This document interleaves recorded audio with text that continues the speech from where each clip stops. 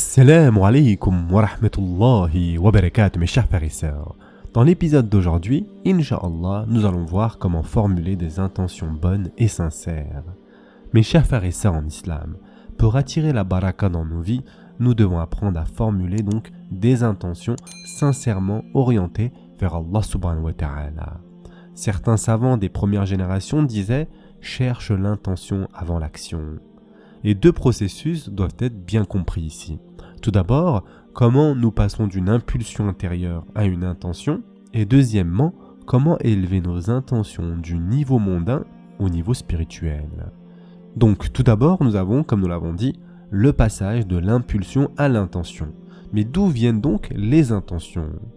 Mes chers frères et sœurs en islam, l'intention est l'étape finale d'un processus intérieur qui commence par une impulsion, une pensée fugace et se termine par l'intention ferme.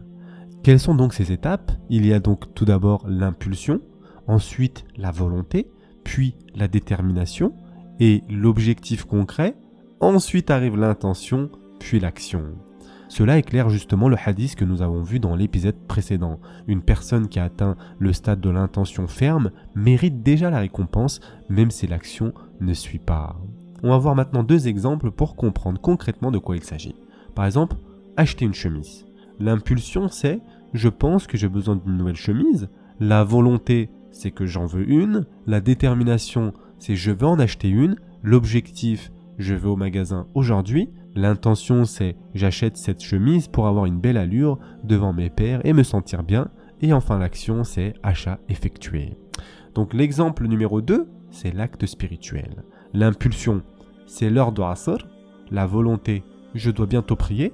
La détermination, je vais faire mes ablutions. L'objectif, je vais à la mosquée pour prier Asr. L'intention, c'est je prie Asr à la mosquée sincèrement pour Allah Azza wa Jal.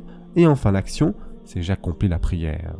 Et comment donc cultiver de bonnes intentions ? Tout d'abord, il faut saisir les bonnes impulsions. Les bonnes impulsions proviennent d'Allah Azza wa Jal, des anges ou de notre moi supérieur cherchant à se connecter au divin. Lorsque de bonnes pensées surgissent, il faut les transformer rapidement en intention puis en action afin d'inviter la baraka. Ne procrastinez pas face aux bonnes pensées. Par exemple, si vous voyez une personne pauvre et pensez à lui donner une aumône, agissez immédiatement. Ensuite, il faut se méfier des mauvaises impulsions. Les mauvaises impulsions, comme vous le savez, proviennent de Shaitan ou de notre ego inférieur. Il faut les stopper dès leur apparition avant qu'elles ne deviennent volonté, détermination puis action. Ibn al-Qayyim conseillait « repousse la pensée, sinon elle deviendra une idée. Repousse l'idée, sinon elle deviendra un désir. Combat le désir, sinon il deviendra une détermination et passion. Si tu ne le repousses pas, il deviendra action. Et si tu ne le remplaces pas par son contraire, il deviendra une habitude et à ce stade, il sera difficile de le changer. » Maintenant, mes chers frères et sœurs en islam, parlons des intentions mondaines aux intentions spirituelles. Car il ne suffit pas de transformer les pensées en intentions, il faut examiner leur sincérité. Et toutes les intentions ne se valent pas. Certaines sont puissantes, sincères et attirent une immense baraka, d'autres sont centrées sur l'ego et peuvent transformer même un acte d'adoration en action intéressée. Plus une intention est élevée, c'est-à-dire moins elle est égoïste et plus elle est au service d'Allah Azza wa Jal, plus elle est sincère. Mes chers frères et sœurs en islam, il est important de comprendre que la baraka que nous recevons est directement proportionnelle à la pureté de notre intention. Si notre intention est exclusivement pour Allah Azza wa Jal, nous avons une baraka maximale. Si elle est uniquement pour nous-mêmes ou pour impressionner les autres, nous avons une baraka minimale, voire retirée. Et si elle est mixte, la récompense et la baraka seront proportionnelles à notre sincérité réelle. Et l'imam al-Ghazali établit une analogie avec une personne qui suit un régime alimentaire pour des raisons médicales.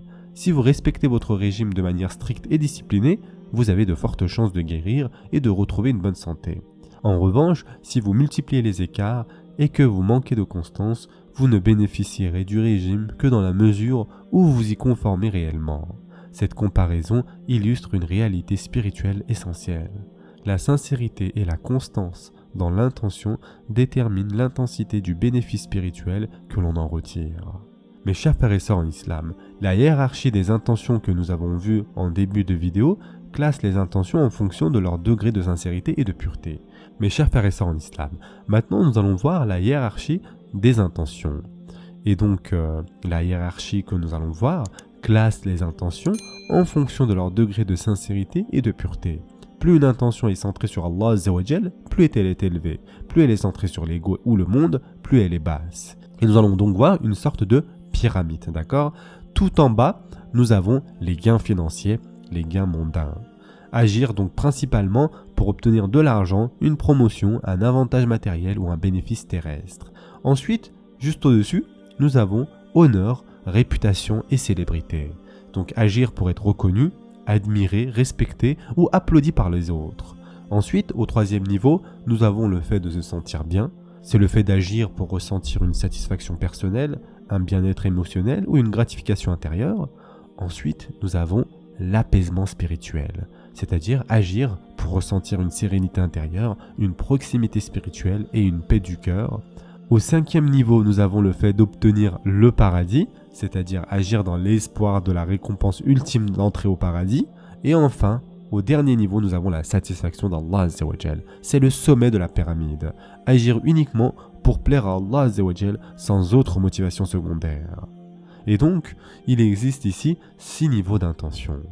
Mes chers frères et sœurs en islam, cette pyramide ne signifie pas que les niveaux inférieurs sont nécessairement illicites, attention. Beaucoup d'actions peuvent commencer par une intention mixte. Cependant, plus l'intention est centrée sur soi, plus la baraka est limitée. Plus l'intention est centrée sur Allah Azza wa Jal, plus la baraka est immense et durable.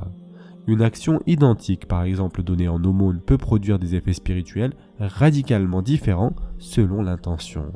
On peut donner donc pour être vu, ici la récompense est très limitée. On peut donner pour se sentir bien, la récompense ici est limitée. On peut donner pour le paradis, ici la récompense est élevée. Et on peut donner uniquement pour la satisfaction d'Allah Azza wa Jal, et ici nous avons la baraka maximale. Mes chers frères et sœurs en islam, comme pour un régime médical, une intention purement pour Allah Azza wa Jal signifie une discipline stricte et donc une guérison spirituelle complète. Avec une intention fluctuante ou mêlée d'ego, nous avons des écarts spirituels et donc le bénéfice est partiel. La baraka dépend donc directement de la qualité, de la constance et de la pureté de l'intention. Mes chers frères et sœurs en islam, les 3 premiers niveaux que nous avons vus concernant les intentions, c'est-à-dire les gains financiers ou mondains, l'honneur, la réputation, la célébrité et le facteur se sentir bien, sont les intentions les plus répandues dans la hustle culture, donc dans la culture de l'hyperproductivité. Ils correspondent étroitement aux 3 types de motivation que l'on retrouve dans la culture d'entreprise moderne. Tout d'abord, motivation d'accomplissement, centrée sur le besoin de réussir, gains financiers ou mondains. Ensuite, nous avons la motivation d'affiliation, centrée sur le besoin d'être apprécié, et donc ici nous avons l'honneur, la réputation et la célébrité. Et enfin, nous avons la motivation de pouvoir, centrée sur la construction d'une base de pouvoir ou sur ce qui donne un sentiment de force personnelle. Et là, nous avons le facteur se sentir bien. Examinons donc plus en profondeur chacun de ces niveaux. Tout d'abord, le gain financier mondain. Mes chers frères et sœurs en islam, les intentions qui attirent le moins de baraka sont celles qui visent exclusivement un gain matériel, une promotion personnelle, une augmentation de revenus, une accumulation de biens.